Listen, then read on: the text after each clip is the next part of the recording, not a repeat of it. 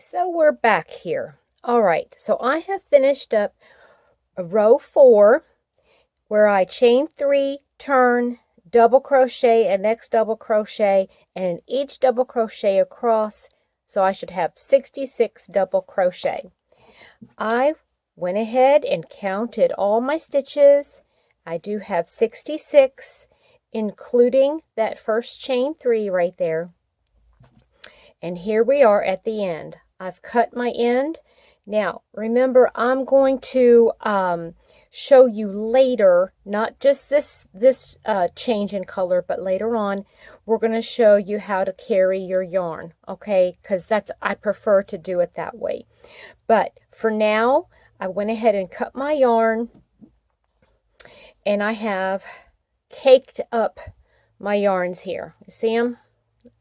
All right, so what I'm going to do is grab my 2 light colors because I'm going to be changing colors here. So I'm going to grab the center of the cake here and grab the center of the cake here. Put them together.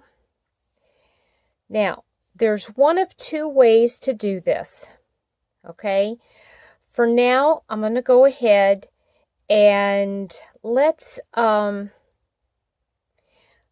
do an even crochet here. So changing the colors right here, not fastening off, I mean, okay? So I'm just going to pull that last, so I'll just go ahead and pull the last stitch out like that, okay?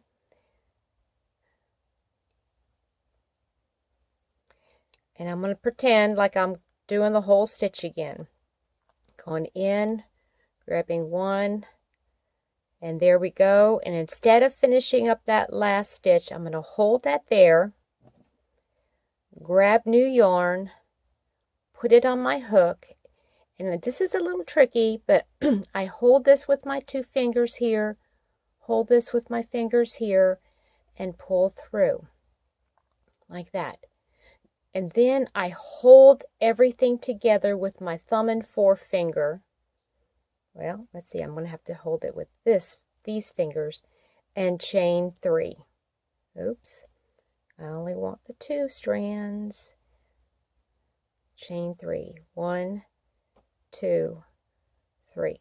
So there's an even change here. Now I'm going to show you what to do here later, okay? But let's go ahead and turn our work.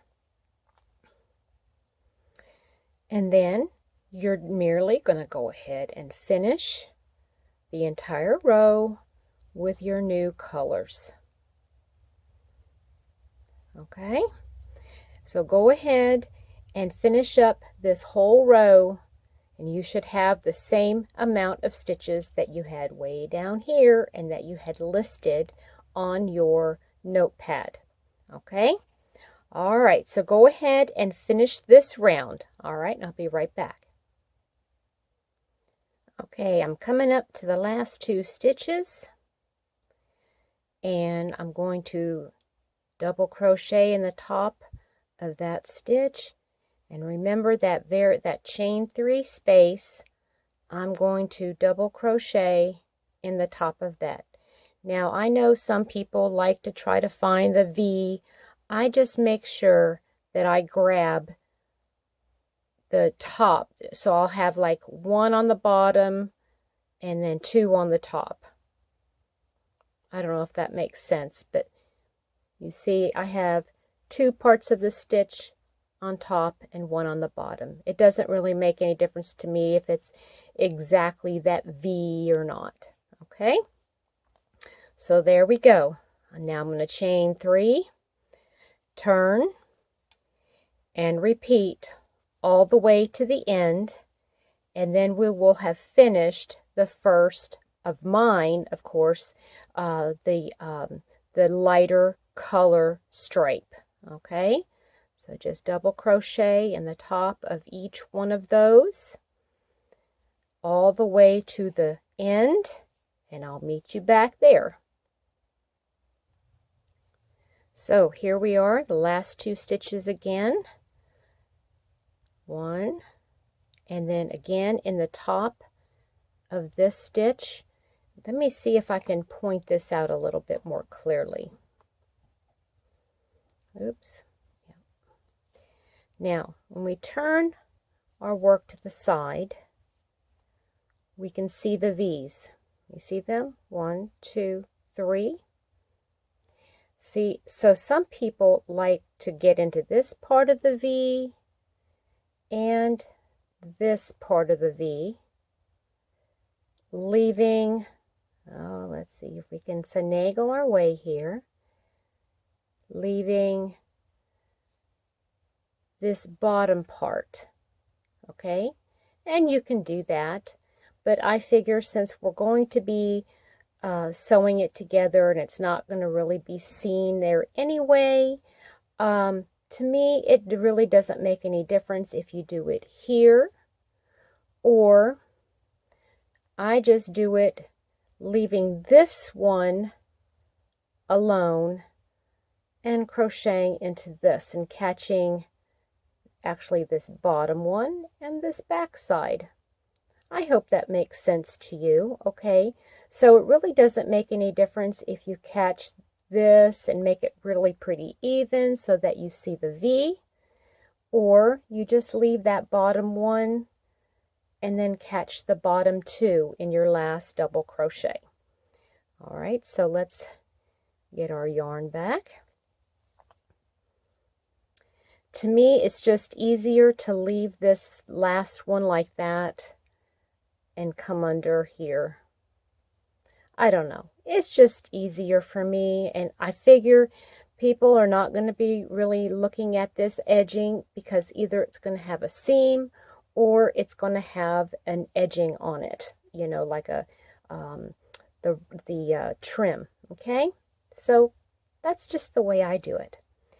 All right, so there we have our 2 rows of double crochet. Now we're going to go back to our notebook, our trusty notebook. I'm going to take my hook out just so I make sure I don't lose my spot. Okay, now if you want to go back and count, make sure you still have that same amount of stitches that you had at the very beginning. Now we have to go back to our notebook and write down that we did those 2 rows. So row 5, we are going to chain 3 and turn. Oops, nope, before that, cross that out. I'm sorry. Before that, what we're going to do is we're going to change colors, right? So we're going to change colors. Now, this is going to be, I'm going to show you a couple different ways, and just remember that this is the place where we change our colors, okay? So, after we change colors, chain 3, turn. Okay? Then, what we're going to do is double crochet in next double crochet and in each double crochet across. Now I want to go back here at the very beginning of our row, and the reason why I put down here next, do you see next double crochet, is because this chain 3 counts as your, let me find my needle so I can show you. This chain 3 right here counts as our first double crochet. So that would be our first double crochet. See that? This would be the next stitch. So that's why we write next stitch. And this is where a lot of people come and have problems and have issues, is because they think that this is actually the next stitch. Okay? This is not the next stitch. This is this stitch. It's like the continuation of this first double crochet. Okay? this is the next stitch.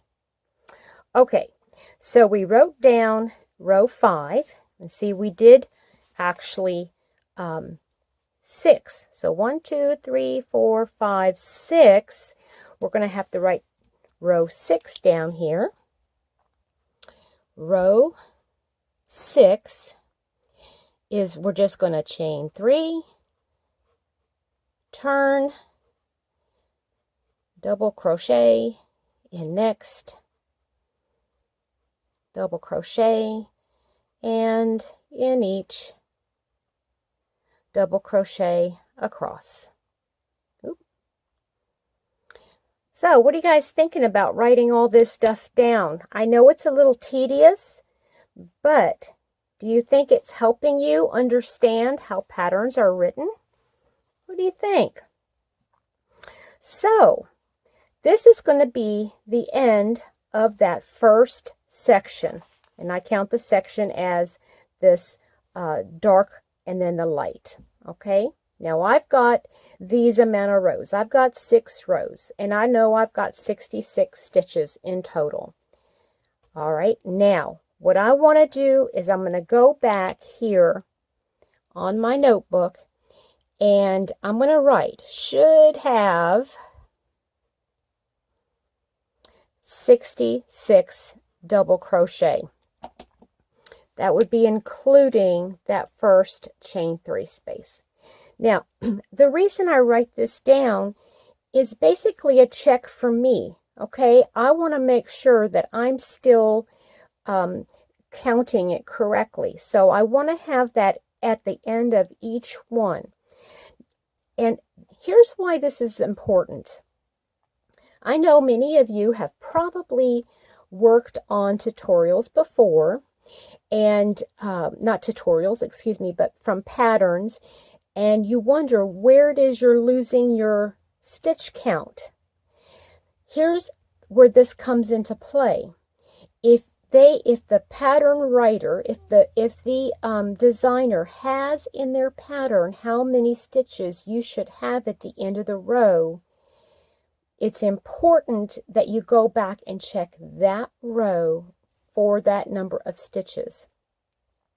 You would hate to go to the next row or 2 rows above and come to find out you were short or you were too many. So this would be your chance to go back and correct whatever it was that you did wrong the first time around. Okay, so we are done now. We're going to leave this just like so. Okay. And I will meet you in number 2. We're going to do this in stages. This is going to be our first stage, our first video. Then the next one, we're going to finish the back panel. Okay? Now, if you feel comfortable and you want to keep going, perfect. Keep going until you've reached the width of how wide you want your sweater to be on the back. Make sure that you end with the same number of rows of dark that you started with, so that your pattern, like this way, will be even. Okay? All right. So enjoy working on your sweater. Please make sure that as you're going, you work on your notebook as well. Okay, it's going to be real important to do that, especially if you want to figure out how to read patterns. Now, as I showed you before, I did cake up my yarns. And here are the ball bands. Now, some people, I normally keep my ball bands right here in the centers of my yarn. But I don't want to do that because these are being used right now. So I would suggest that in your notebook, whichever notebook you're using, if you want to somehow attach, see, I've got my notebook here where I'm writing. If you want to attach somehow these ball bands on the side of your notebook here, or if you want to tape them, however you want to do it, but keep hold of these ball bands, because at the end, you're going to know exactly how much yarn you used. All right, don't get rid of these. I don't know how you're storing your project. If you keep it all in one bag and one project bag, terrific. Just throw those ball bands in there. If you would rather tape them in your notebook and have all of your information about that one pattern in your notebook, great. Okay, so that is going to be it for today. I hope you've enjoyed that tutorial, and we will see you next time. Bye-bye.